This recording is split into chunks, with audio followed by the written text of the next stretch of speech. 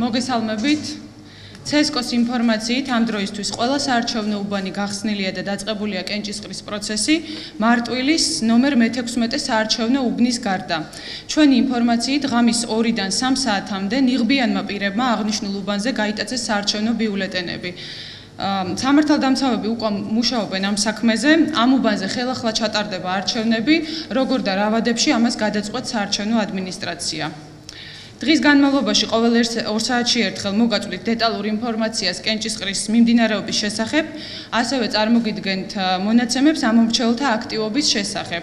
ამომრჩეველთა აქტივობის შესახებ პირველი მონაცემები გვექნება პირველის ნახევარზე და გამოვაცხადებთ 12 საათის მდგომარეობით ამომრჩეველთა აქტივობას.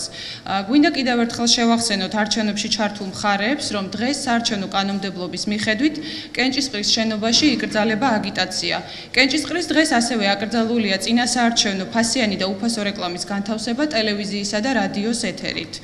აქვე გთხოვთ გაითვალისწინოთ, რომ კანონით იკრძალება კენჭისყრის დღის 20 საათამდე არჩევნებთან დაკავშირებული საზოგადოებრივი აზრის გამოკითხვის შედეგების გამოქვეყნება. გაცნობებთ, რომ 24 საათიან რეჟიმში მუშაობს ცენტრალური საარჩევნო კომისიის მედია ცენტრი და ცხელი ხაზი 2510051 ონლაინ ჩატი და ონლაინ ოპერატორი. გთხოვთ მოგვაწოდოთ არჩევნებთან დაკავშირებული ნებისმიერი სახის ინფორმაცია. საქართველოს საარჩევნო ადმინისტრაცია ყველა ამომრჩეველს მოგიწოდებთ აქტიური მონაწილეობა მიიღოთ არჩევნებში.